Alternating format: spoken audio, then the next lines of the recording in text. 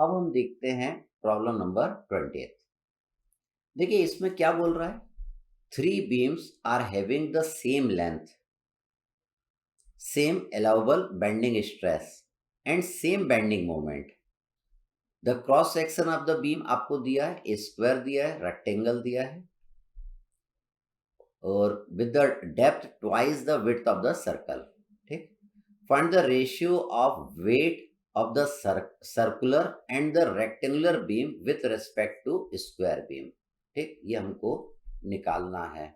ठीक, तो देखिए यहाँ पे एक बीम आपको दिया है, ये रेक्टेंगुलर, ये स्क्वायर बीम है, ये रेक्टेंगुलर बीम है, ये आपकी सर्कुलर बीम है। ठीक है, तो देखिए क्या क्या सेम है, लेंथ सेम है, बेंडिंग स्ट्रेस सेम है, बेंडिंग मोमेंट सेम है, मतलब तीनों का सेक्शन मॉडुलस क्या आएगा, सेम आएगा। तीनों का सेक्शन मॉडुलस क्या आएगा, सेम आपका निकल के आएगा। ठीक, करते हैं इसको। तो देखिए हमने देखा है कि तीनों में सेक्शन मॉडुलस सेम आएगा क्योंकि बेंडिंग स्ट्रेस सेम है, बेंडिंग मोमेंट सेम है, लेंथ सब कुछ सेम है, इसलिए तीनों में सेक्शन मॉडुलस सेम आएगा। हम जानते हैं सेक्शन मॉडुलस Z क्या होता है, I divided by Y max. I क्या होता है, मोमेंट ऑफ इनर्शिया। Y क्या होता है, सेंट्रोइडल एक्सिस से आउटर मोस्ट लेयर की जो दूरी रहती है उसको हम क्या बोलते हैं, Y बोलते हैं या वाई मैक्स बोलते हैं। यहाँ पे मैंने Y से रिप्रेजेंट किया है। तो देखिए पहले स्क्वायर बीम के लिए I की वैल्यू कितना लिखेंगे, बी डी का क्यूब बाई 12 और Y आपका ये कितना आ जाएगा, d बाई 2 आ जाएगा, है ना। अगर ये टोटल d है तो ये कितना आ जाएगा, d बाई 2 आपका हो जाएगा। तो यहाँ पे d बाई 2 की जगह क्या लिखना पड़ेगा, x बाई 2 लेना पड़ेगा। This will be our x by 2। तो देखिए z is equal to B D का क्यूब बाई 12, तो b भी आपका x है और d भी आपका x है, तो x इंटू एक्स का क्यूब डिवाइडेड बाई 12 और यहाँ पे d कितना लिख देंगे, x लिख देंगे क्योंकि ये x के जितना है। तो इसको जब सॉल्व कर लेंगे तो पहले आपका स्क्वायर बीम का क्या आ जाएगा, सेक्शन मॉडुलस आ जाएगा, कितना आ जाएगा, x क्यूब बाई 6 आ जाएगा। फिर रेक्टेंगुलर बीम का सेक्शन मॉडुलस निकालना, I divided by y। Rectangle का मोमेंट ऑफ इनर्शिया इस एक्सिस के ऊपर आप जानते हैं, दैट इज बी डी का क्यूब बाई 12। यहाँ पे देखिए, यहाँ पे y कितना होगा, d बाई 2 होगा। यहाँ पे प्रॉब्लम में दिया है, प्रॉब्लम में क्या दिया हुआ है, ये जो साइड है जिसको मैंने यहाँ पे d बोला है, ये कितना दिया है, 2b दिया है। ये आपको कितना दिया है, 2b दिया है। और b आपका कितना, ये b ही है, लेकिन ये जो d वाली साइड जिसको मैं बोल रहा हूँ, ये d वाली साइड में जिसको बोल रहा हूँ वो कितना है, 2b है, इसलिए d की जगह मैंने कितना पुट करा है, 2b। और ये d, ये जो d होता है ये क्या होता है, ये वाली दूरी, ये वाली दूरी, मतलब ये टोटल d है, तो ये y कितना होगा, d बाई 2 होगा। टोटल d है तो y कितना होगा, d बाई 2। लेकिन ये d आपका कितना है, यहाँ पे 2b आपको दिया हुआ है, d कितना दिया हुआ है, 2b आपको यहाँ पे दिया हुआ है। तो d की जगह मैं यहाँ पे कितना पुट कर दूंगा, 2b बाई 2 यहाँ पे मैं पुट कर दूंगा। तो इससे आपका सेक्शन मॉडुलस किसका आ जाएगा, आपका रेक्टेंगुलर सेक्शन का भी आ जाएगा। इसका भी सेक्शन मॉडुलस निकालना है, तो आप जानते हैं इसका मोमेंट ऑफ इनर्शिया इस एक्सिस का और pi D to the power 4/64। y कितना होगा, d बाई 2 होगा। तो यहाँ पे तो d ही यूज किया है, यहाँ पे d की जगह 2 भी यूज करा था, यहाँ पे d की जगह x यूज करा था। ठीक, तो इसका भी सेक्शन मॉडुलस आ जाएगा जब आप यहाँ पे वैल्यू पुट कर देंगे, पाई d का cube by 12।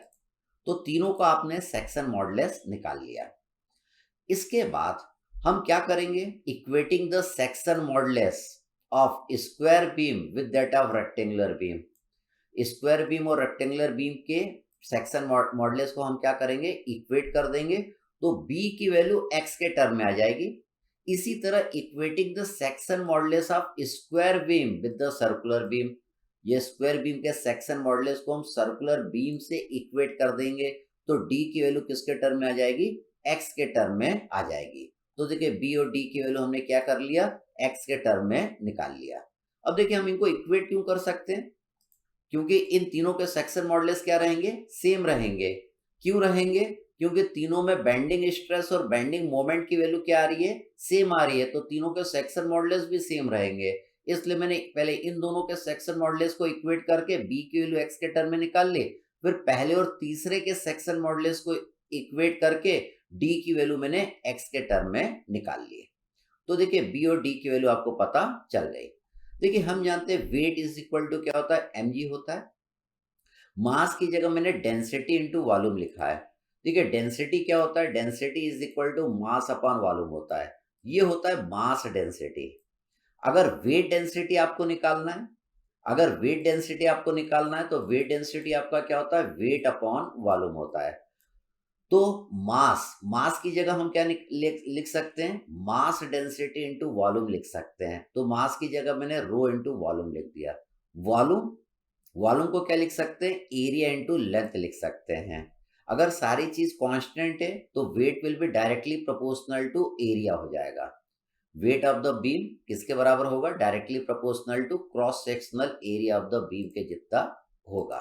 Wait of the beam को आप क्या बोल सकते हैं, ये directly proportional to cross sectional area आप बोल सकते हैं। अब यहाँ पे अपन अपने प्रॉब्लम पे आते हैं।